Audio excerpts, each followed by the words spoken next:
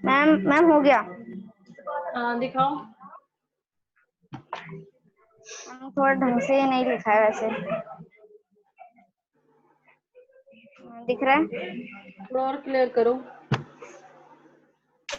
Cutting and biting. हाँ वो सब दिख रहा है, नंबर दिखाओ। पहले में कितना नंबर लिखे हो? मैम 4 इंसीजर में, अपर लॉ में और लोअर जॉ में।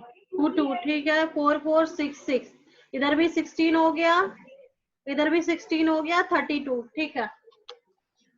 नीचे की तरफ ये काउंट करो, इस साइड से इस साइड से।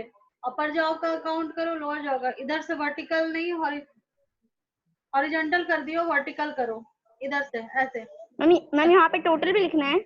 हाँ यहाँ 16, यहाँ 16, टोटल यहाँ पे 32। इधर इधर से भी करो, इधर इधर से भी करो, जैसे मैजिक स्क्वायर करते हैं।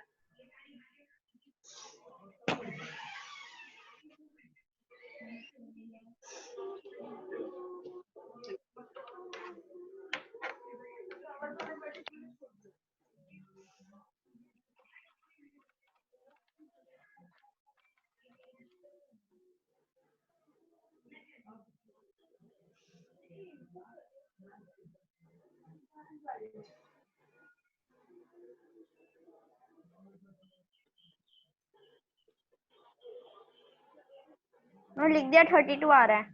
हाँ, आ गया ना। हाँ, ये चीज याद रहना चाहिए। हाँ। खुद से क्या है, किसी से पूछ लिया? मैम खुद से किया है। ये एक और नहीं हुआ था। कौन सा?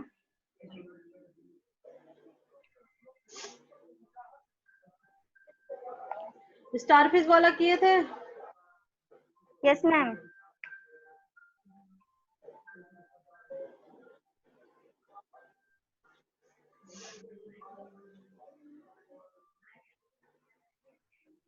ये एक्टिविटी, एक में बॉइल्ड राइस है और एक में बॉइल्ड एंड च्यू राइस है। दिख रहा है? मैम दिख रहा है। ये दो अलग अलग एक्टिविटी है। तो एक में आपका बॉइल्ड राइस में क्या होता है, कार्बोहाइड्रेट रहेगा। इसमें आयोडीन का टेस्ट नहीं जाएगा। आयोडीन का टेस्ट जाता है स्टार्च के साथ। आ गए। ये वाली एक्टिविटी दोनों की नहीं हुई है ना। ये एक्टिविटी बहुत इंपॉर्टेंट है, स्कूल में दे देगा, उसके बाद क्वेश्चन करेगा, जैसे इसमें क्वेश्चन किया है। पहले टेस्ट ट्यूब में क्या है, वाटर के साथ बॉइल्ड राइस है, बुक में देखोगे। और दूसरे टेस्ट ट्यूब में क्या है, वाटर के साथ बॉइल्ड एंड च्यूड राइस है, यानी पके हुए चावल को चबा करके निकाल के दिया गया है।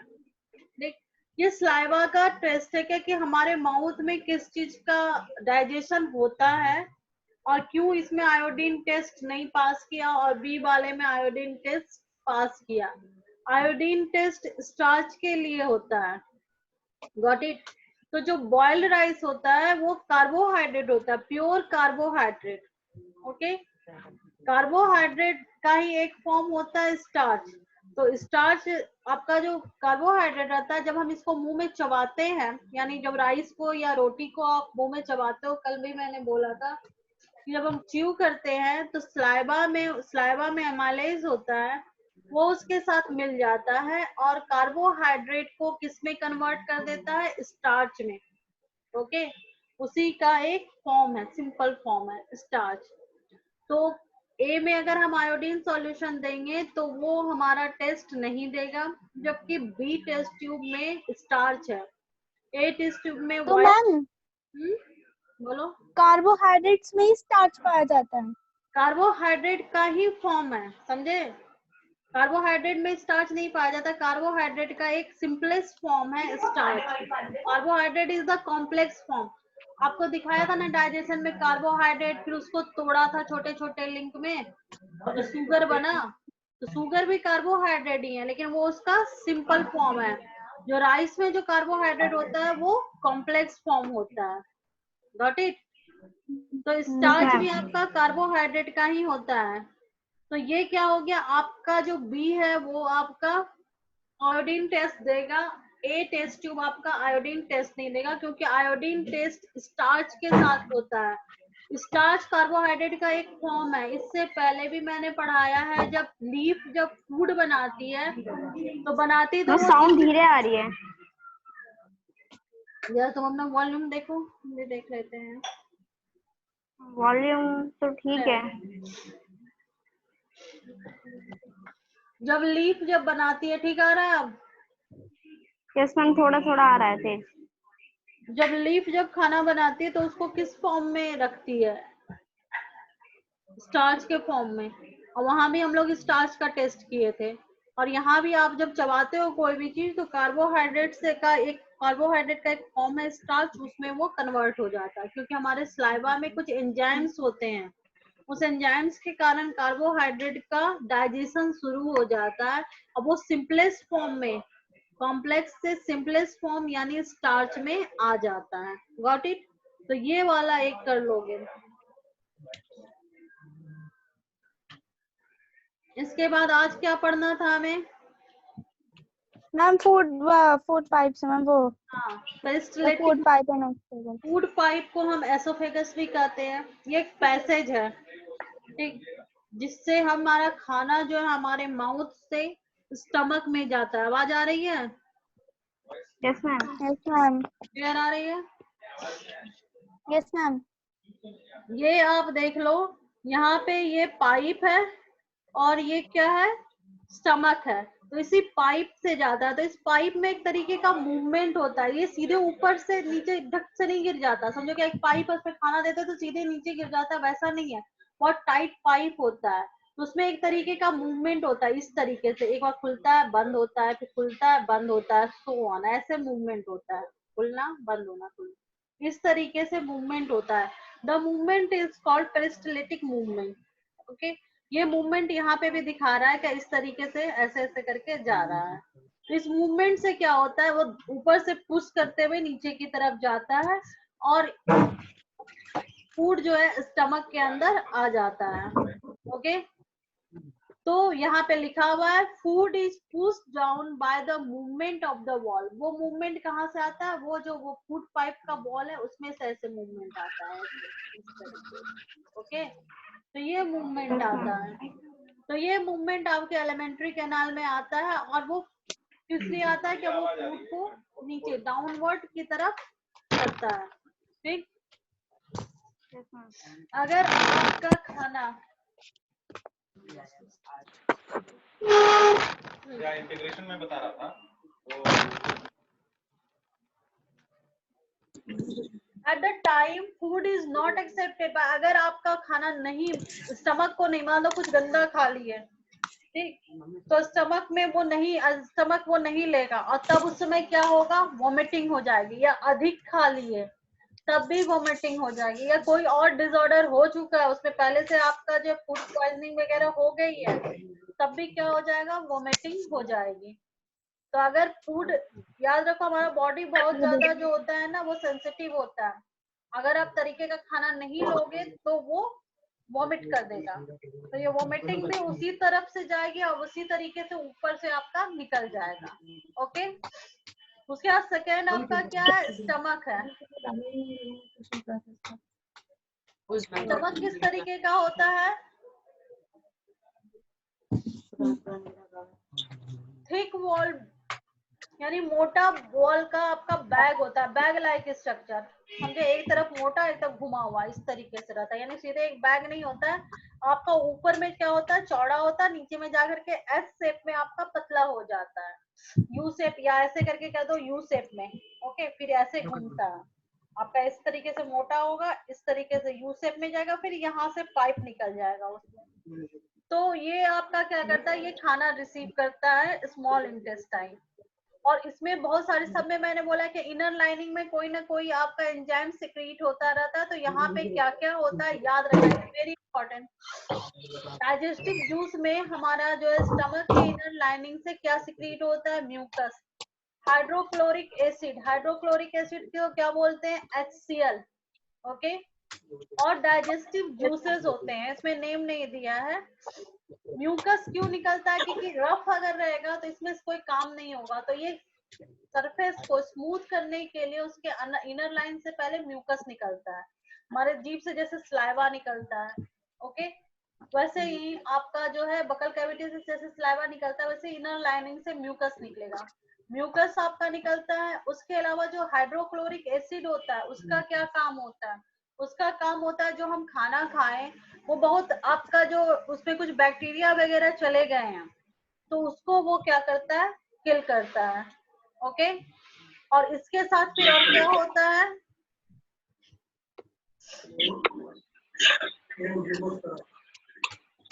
और जब HCl मिल गया फूड में, तो फूड का मीडियम क्या बना देगा? एसिडिक बना देगा। तभी उस पे अदर एंजाइम्स जो है वो काम करेंगे। HCl का दो काम होता है, एक तो मीडियम को एसिडिक बनाना और एक बैक्टीरिया को किल करना। ओके। उसके अलावा जो डाइजेस्टिव जूस मिलते हैं वो प्रोटीन को उसके सिंपल फॉर्म में तोड़ते हैं।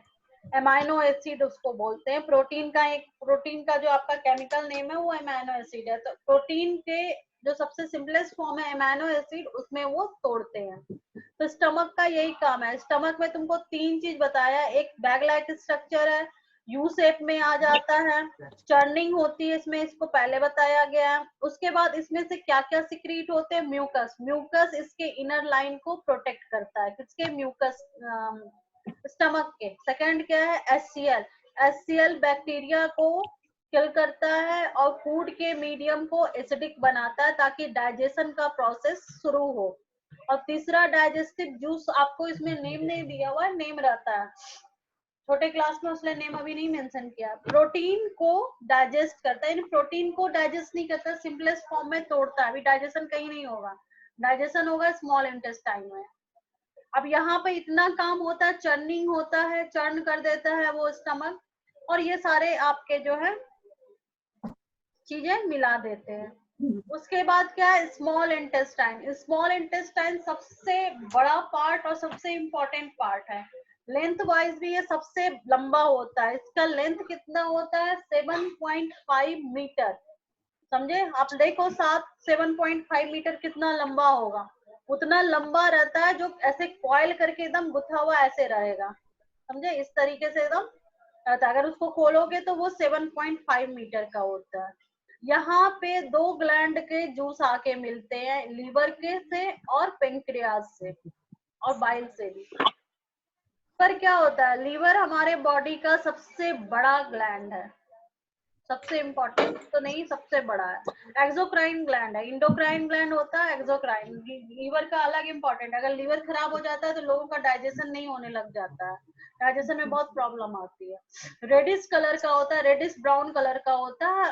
एब्डोमेन के अपर पार्ट में अम्ब्रेला लाइक ऐसे ही आपका रहता है। सबसे लार्जेस्ट ग्लैंड है, याद रखोगे, ये हमेशा ऑब्जेक्टिव में पूछता है। उसके बाद क्या है?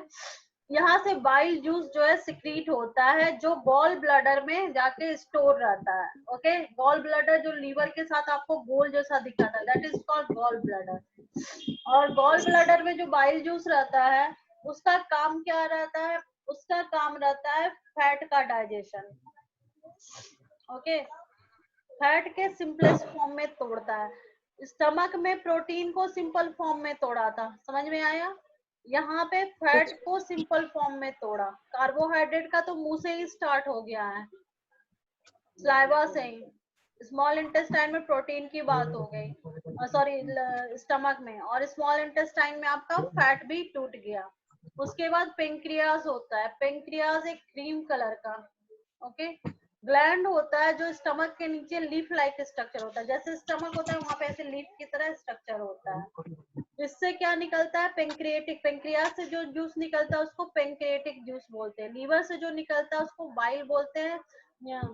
और वो कहाँ स्टोर रहता है? लीवर में नहीं, वो गॉल ब्लैडर में स्टोर रहता है।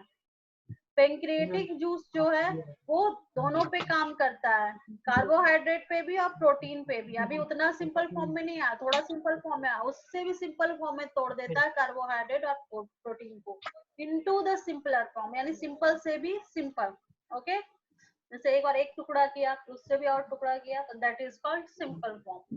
और मैंने सबसे सिंपल फॉर्म में तोड़ दिया। यहाँ पे लगभग सारे स्मॉल इंटेस्टाइन में सारे जो फूड होते हैं लगभग वो सबके सिंपल फॉर्म में आ जाते हैं। तो पार्टली डाइजेस्ट फूड नाउ, अब थोड़ा सा डाइजेस्ट ऊपर में हो जाता है। स्मॉल इंटेस्टाइन को 3 पार्ट में डिवाइड किया जाता है। यहाँ पे तो आपको 2 ही बताया जा रहा है। लोअर पार्ट में क्या होता है, स्मॉल इंटेस्टाइन का जो इंटेस्टाइनल जूस जो उसके साथ होता है वो सारा काम कर लेता है। अब कार्बोहाइड्रेट, अपना कार्बोहाइड्रेट का सबसे सिंपल फॉर्म क्या होता है, ग्लूकोज। फॉर्मूला क्या होता है ग्लूकोज का, फॉर्मूला जो चीनी का होता है क्या होता है भाई, क्या होता है अथर्व जी? अनम्यूट क्यों किया हुआ है, अनम्यूट करो। क्या होता है कार्बोहाइड्रेट? C6H12O6, कितनी बार मैंने बताया, C6H12O6 ये सबसे सिंपल फॉर्म होता है कार्बोहाइड्रेट का, जिसको हम ग्लूकोज कहते हैं। फैट का सबसे सिंपल फॉर्म क्या होता है, फैटी एसिड एंड ग्लाइसरॉल। ये याद रखना कि सबका सिंपल फॉर्म पूछेगा। कार्बोहाइड्रेट का सिंपल फॉर्म ग्लूकोज, फैट का simple form fatty acid and glycerol, and protein का अमीनो एसिड। तो ये सब सिंपल फॉर्म में टूट गया। कहाँ टूटा, स्मॉल इंटेस्टाइन में। सारा चीज सिंपल फॉर्म में स्मॉल इंटेस्टाइन में ही टूटेगा, और सारा चीज एब्जॉर्ब भी स्मॉल इंटेस्टाइन में ही होगा, सिर्फ वाटर को छोड़ के। ओके, फूड का पूरा डाइजेशन कहाँ होगा, स्मॉल इंटेस्टाइन में।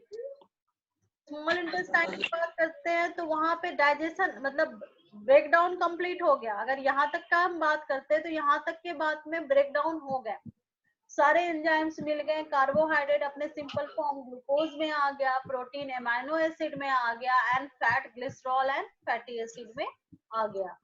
हो गया, अब तो सब सिंपल फॉर्म में आ गया। अब क्या करेगा, वहां पे बैठा तो नहीं रहेगा फूड, तो वहां पे एब्जॉर्ब होता है। तो ये जो ज्यादातर एब्जॉर्प्शन जो है सिर्फ स्मॉल इंटेस्टाइन में ही होगा फूड का। फूड का एब्जॉर्प्शन कहाँ होता है, यानी वो सेल में जाएगा कैसे, स्मॉल इंटेस्टाइन से। तो स्मॉल इंटेस्टाइन के अंदर जो है ना, बिल्कुल ऐसा नहीं होता है, ऐसे फिंगर लाइक प्रोजेक्शन होता है, ऐसे नहीं होगा, प्लेन नहीं होगा। कैसा होता है, उसके अंदर फिंगर लाइक इस तरीके से होता है। अंदर का जो लेयर है ऐसे होगा, समझो क्या ये पाइप है, यहाँ से सोचो, यहाँ से पाइप है, तो अंदर इसका फिंगर लाइक प्रोजेक्शन ऐसे होगा। क्यों होता है, अगर ऐसा सिर्फ रहेगा, पाइप ऐसे सिर्फ रहेगा, तो एब्जॉर्प्शन एरिया कितना है, इतना ही है, दिख रहा है ना, इतने एरिया में एब्जॉर्ब होगा। लेकिन अगर फिंगर लाइक होगा तो एब्जॉर्ब करने का एरिया कितना हो गया, ज्यादा हो गया। आई बात समझ में? तो ये फिंगर लाइक प्रोजेक्शन होता है उसमें, जिसको हम क्या कहते हैं, विलाई कहते हैं। ओके, सिंगुलर में विलस कहते हैं या विलाई कहते हैं।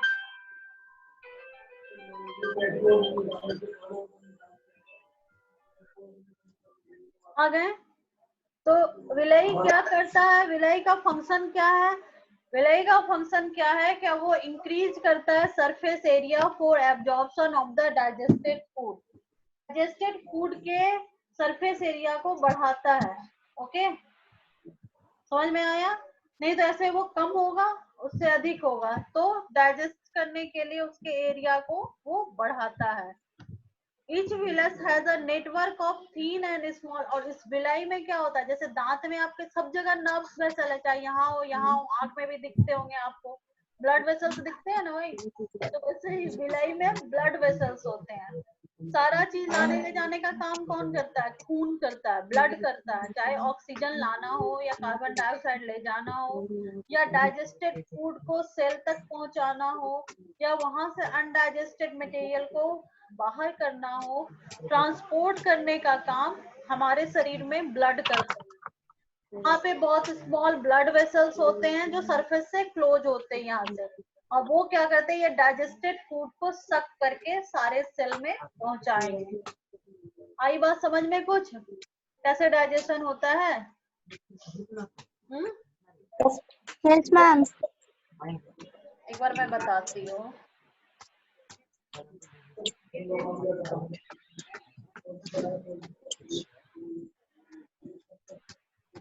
जैसे ये स्टमक, ये स्मॉल इंटेस्टाइन का बाहर का है, ये अंदर में इस तरीके से लाइनिंग होगी। ओके, ये दिख रहा है फिंगर लाइक प्रोजेक्शन, ऐसी अंदर की लाइनिंग होगी। आया, ऐसे होते हैं, दिख रहा मैम है? ऐसा लग रहा है नाच रहे हैं। हाँ, वो नाच ऐसा रहे लग रहा है मैम नाच रहे हैं। अंदर ऐसा ही रहता है। और यहाँ पे क्या होगा, ब्लड वेसल्स ये होंगे। ओके, ये ब्लड वेसल्स होंगे यहाँ पे हाईली।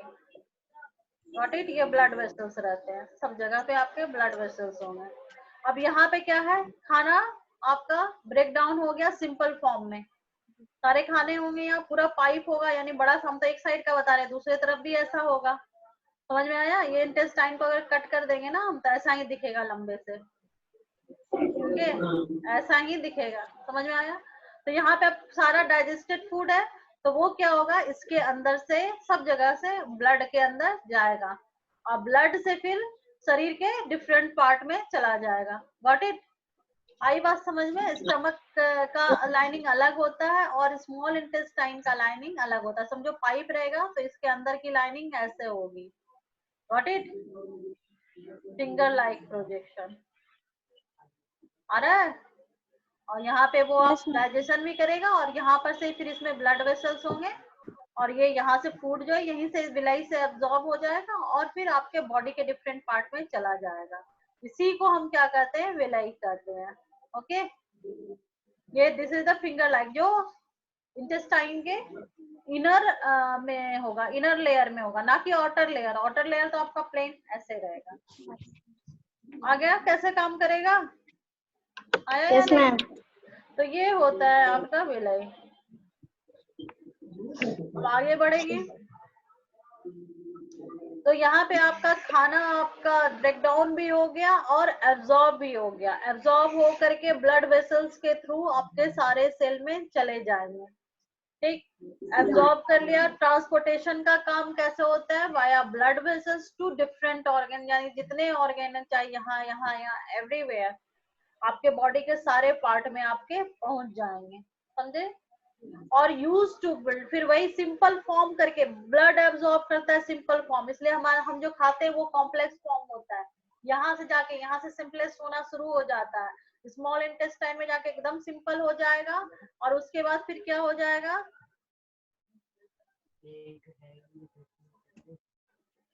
उसके बाद वो एब्जॉर्ब हो जाएगा। एब्जॉर्ब होकर के वो क्या हो जाएगा, सारे सेल में चला जाएगा।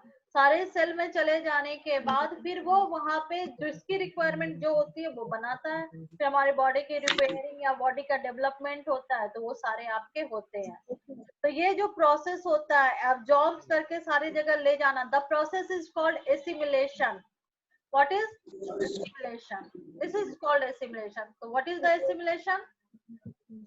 एसिमिलेशन क्या है? The process through which the villi products the food placed in the body हाँ, is called assimilation. the surface of the villi absorb the digested food material. The absorbed substance transport via blood vessels to different organ of the body, जहाँ पे वो complex substance बनाते हैं। फिर वो complex, वही simple substance है, फिर complex ही बनाना है, और this process is called assimilation। ठीक, अब यहाँ पे क्या, इन द सेल ग्लूकोज चला गया, glucose break down with the help of oxygen. Oxygen के साथ ग्लूकोज, याद रखो वहां पे भी होता था, वहां पे फोटोसिंथेसिस में कार्बोहाइड्रेट होता था ग्लूकोज के फॉर्म में। यहाँ पे हम लोगों ने ग्लूकोज ही लिया है, और वहाँ फोटोसिंथेसिस था प्लांट में। और यहाँ जो है हमारा ब्रीदिंग के साथ भी कैसे एनर्जी खाना खाने से सिर्फ मुझे एनर्जी नहीं मिलेगा, खाना खा लिए तो एनर्जी नहीं मिलेगा जब तक क्या उसके साथ ऑक्सीजन नहीं मिलेगा। तो डाइजेशन के प्रोसेस से हम खाना खाते हैं, और रेस्पिरेशन के प्रोसेस से हम ऑक्सीजन लेते हैं। जब ऑक्सीजन मिलेगा, समझो क्या कि एक ताला आपका जो है डाइजेशन है, और चाबी आपका ऑक्सीजन है, दोनों मिलेगा तभी आपका जो है घर खुलेगा, घर आपका एनर्जी है। समझ में आया? तो क्या होता है, ग्लूकोज को ब्रेक डाउन करने के लिए हमें ऑक्सीजन की जरूरत होती है। With the help of oxygen हमारा क्या बनता है, carbon dioxide, water and the energy. Energy हम अपने बॉडी में यूज करते हैं, जैसे भी आप करते हो, हम लोग सारे मेटाबॉलिक में और जितनी एक्टिविटी होती है उसमें एनर्जी यूज होती है। कार्बन डाइऑक्साइड बॉडी से बाहर आपके सांस से निकल जाता है, ब्रीदिंग जो एक्सेल करते हो। वाटर आपका टाइम टू टाइम फिल्टर होकर के किडनी से यूरिन के जैसे निकल जाता है। ओके, अब बात हुई कि यहाँ तक तो हम स्मॉल इंटेस्टाइन पढ़े हैं, तो लार्ज इंटेस्टाइन में होता क्या है? कुछ पूरे 100% फूड डाइजेस्ट नहीं होते हैं। स्मॉल इंटेस्टाइन में ये नहीं सोचो क्या कि सारे के सारे जितना हम खाए थे टोटल 100%, उसमें से आपके अधिकांश फूड डाइजेस्ट हो जाते हैं, पर कुछ अनडाइजेस्टेड जैसे फाइबर्स होते हैं या अनएब्जॉर्ब्ड जो होते हैं, जो एब्जॉर्ब नहीं हो सकते हैं, प्लस वाटर, अभी तक वाटर नहीं आया। पानी जो पीते हैं वो स्मॉल इंटेस्टाइन में नहीं होता है, तो वो होता कहाँ है? लार्ज इंटेस्टाइन में। तो लार्ज इंटेस्टाइन को what is difference between large intestine and small intestine बोलेगा, स्ट्रक्चर वाइज तो स्मॉल इंटेस्टाइन थिनर होता है in comparison to large intestine. Large intestine wider होता है। स्मॉल इंटेस्टाइन जो होता है वो लॉन्गर होता है, जबकि आपका लार्ज इंटेस्टाइन शॉर्टर होता है। स्मॉल इंटेस्टाइन का लेंथ अप्रॉक्स 7.5 मीटर होता है, जबकि large intestine is only 1.5 meter in length. Got it? तो ये डिफरेंशिएट कर सकते हो। और वहां पे होता है absorption of the protein, fat, carbohydrate, यहाँ पे ओनली वाटर। लार्ज इंटेस्टाइन में absorption of the water only. तो यहाँ पे क्या होता है, आपके अनडाइजेस्टेड मटेरियल के साथ इसको कुछ नहीं होता। हमारे पास जो इसमें इट्स फंक्शन क्या होता है, एब्जॉर्ब वाटर, और वाटर के साथ कुछ सॉल्ट होते हैं जैसे मैग्नीशियम, सोडियम, ये सब वाटर के साथ ही मिले होते हैं। जब हम पानी पीते हैं तो वो भी वैसे ही जाते हैं। तो वाटर में ऐसा नहीं कि सिर्फ H2O ही लेता है, उसके साथ जो सॉल्ट होते हैं उसको ले लेता है। कहाँ से? अनडाइजेस्टेड फूड मटेरियल से, जो डाइजेस्ट हमारी बॉडी में नहीं हुआ, जो आपके लार्ज इंटेस्टाइन में आ गया। अब जितने बचे वो आपके रेक्टम में चले जाते हैं, वो सेमी सॉलिड फिकल मैटर आपकी बॉडी से बाहर निकल जाते हैं, and the process is called egestion. Digestion पढ़ लिए हो, एब्जॉर्प्शन पढ़ लिए हो। किसका फोन आ रहा है?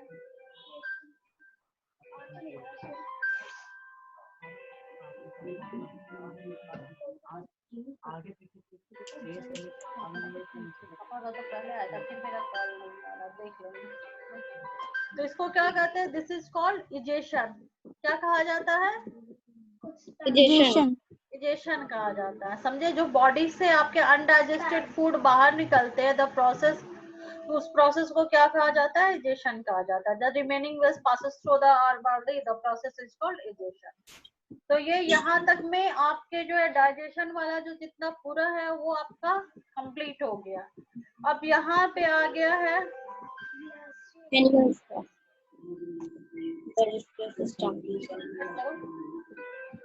तो उसके बाद क्या आया? Grass eating. ग्रास ईटिंग का क्यों हमें पढ़ना है? क्यों? उसका थोड़ा अलग होता है। उसके पहले हम ये वाला बताते थे, डायरिया क्या होता है। डायरिया एक तरीके का आपका ज्यादातर गर्मी के दिन में ही होते हैं।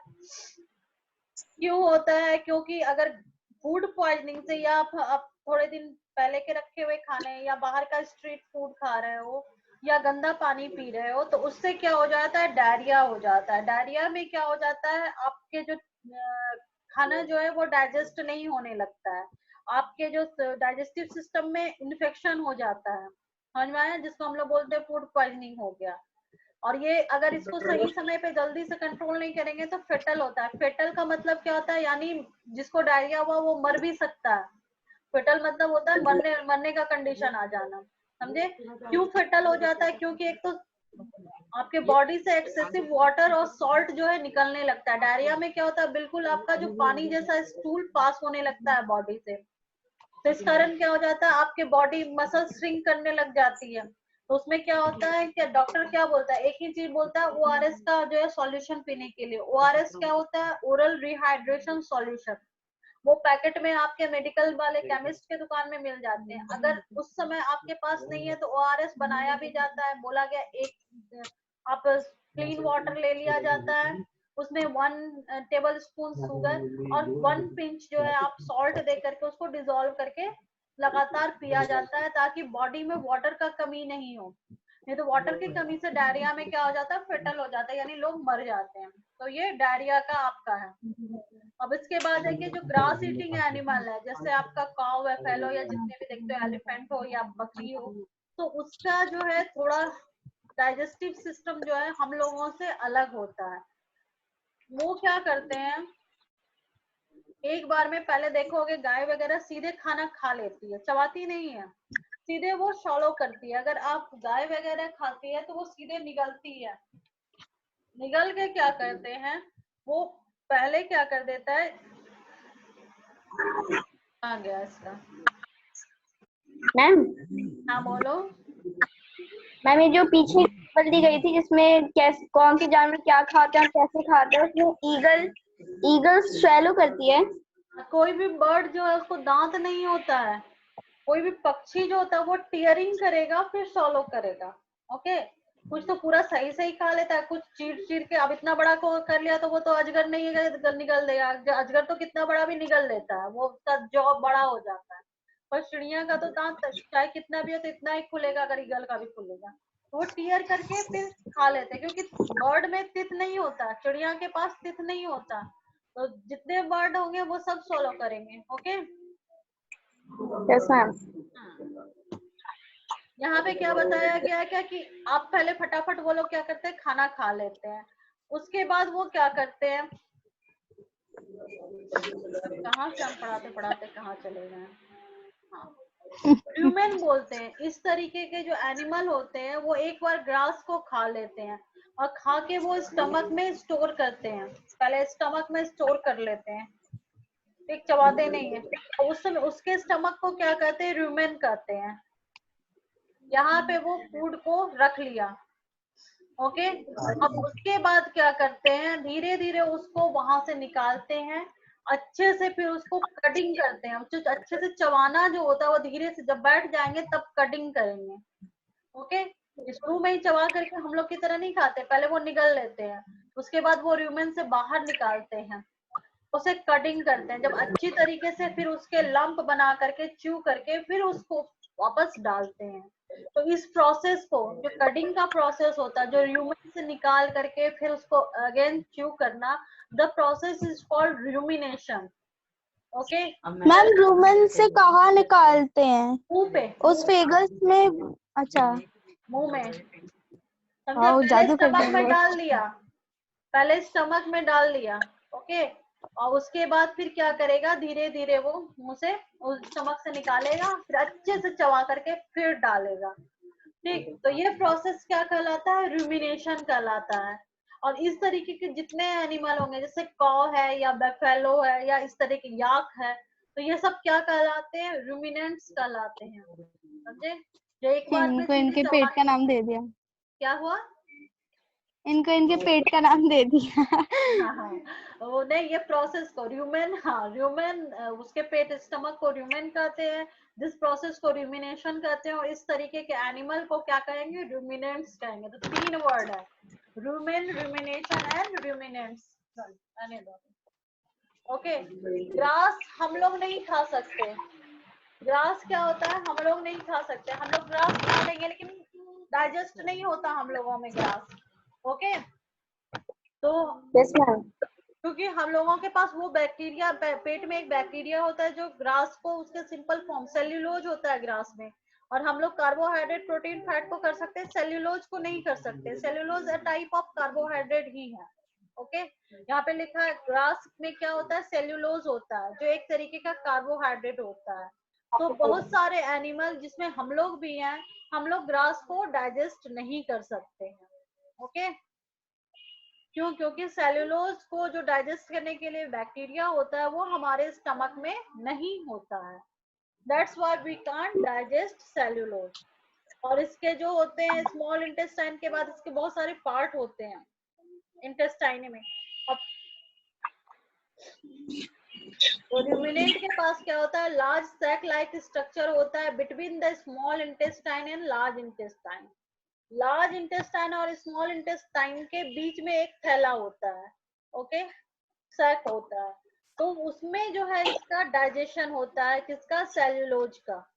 और सेल्यूलोज का डाइजेशन वही बोले एक बैक्टीरिया के कारण होता है जो उसके उस सैक में होता है। रूमिनेंट के उस सैक में एक तरीके का बैक्टीरिया पाया जाता है जो सेल्यूलोज का डाइजेशन करता है, पर वो हमारे में नहीं होता है।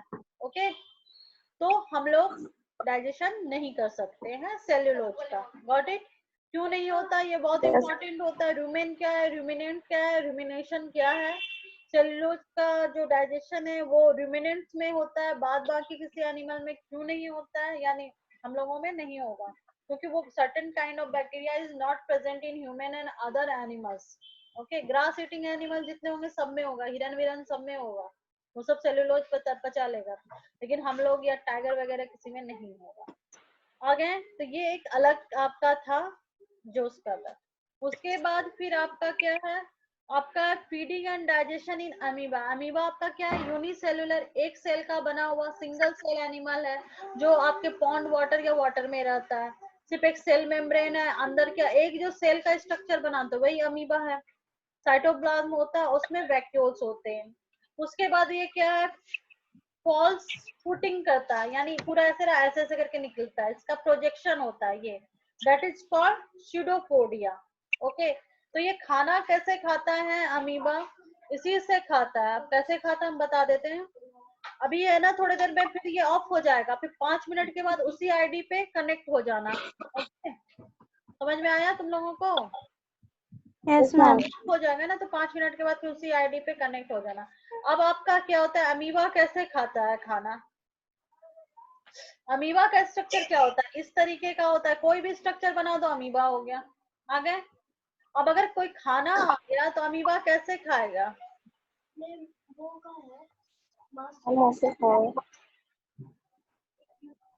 जैसे सपोज यहाँ पे खाना आ गया तो क्या करेगा, धीरे धीरे ये इसका स्यूडोपोडिया इसको इस तरीके से बंद कर देगा, और ये खाना क्या हो गया, इसके अंदर आ गया अंदर आई बात?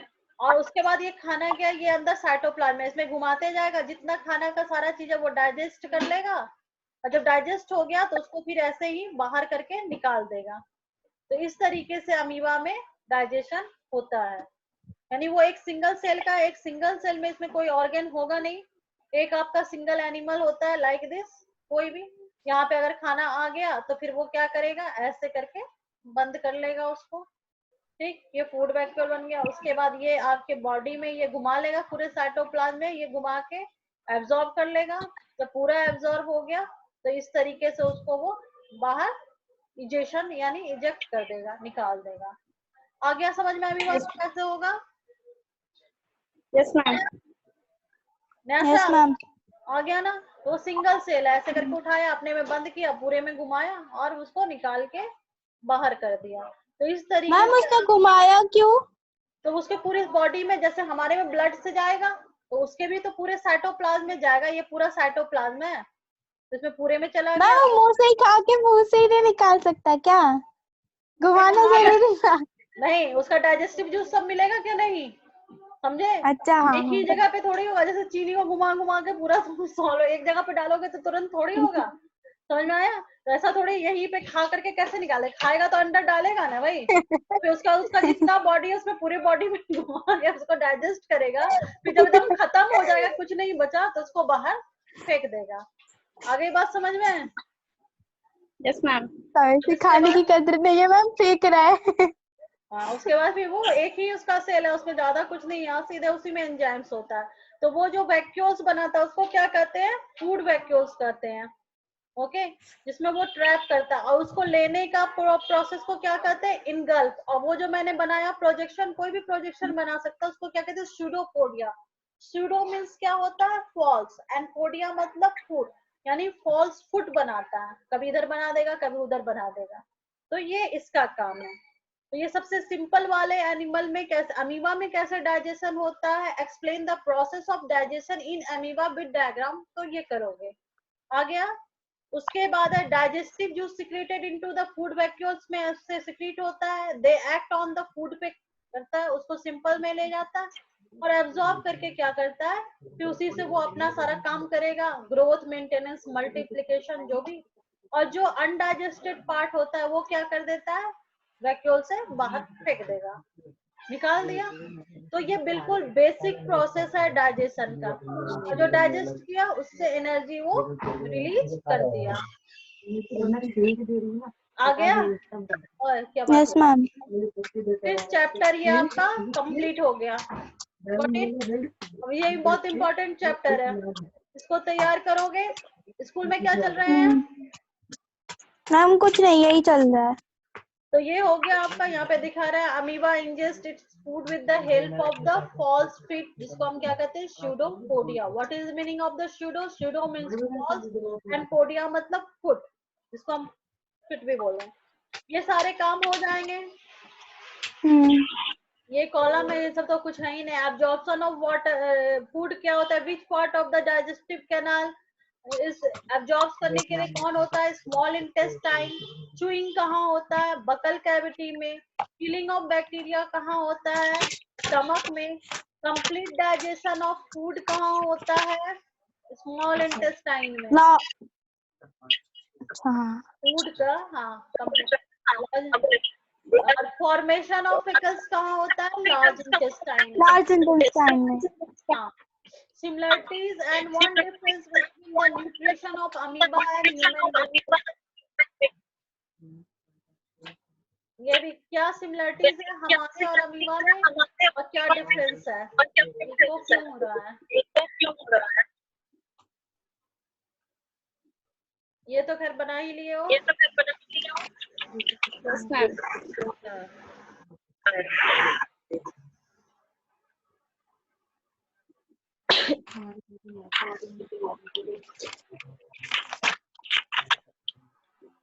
ये क्वेश्चन जरूर करना। Can we survive only on raw leafy vegetable और ग्रास? नहीं, वी कांट सर्वाइव। क्योंकि एक तो सेलुलोज जो होता है वो हम लोग नहीं कर सकते हैं, इसके अलावा कार्बोहाइड्रेट, फैट, प्रोटीन ये सिर्फ हमारे रॉ वेजिटेबल्स में ही आएंगे, ओके, जितनी हमें रिक्वायरमेंट है। That's why we can't survive.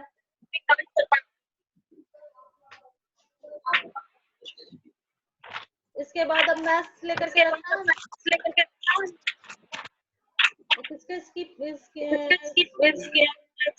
इसको क्यों हो रहा है?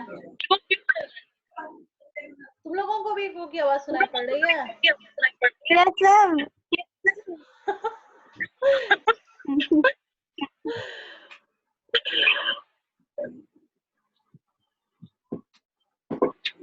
ठीक है, इसको कंप्लीट करोगे, अब मैथ्स निकालोगे।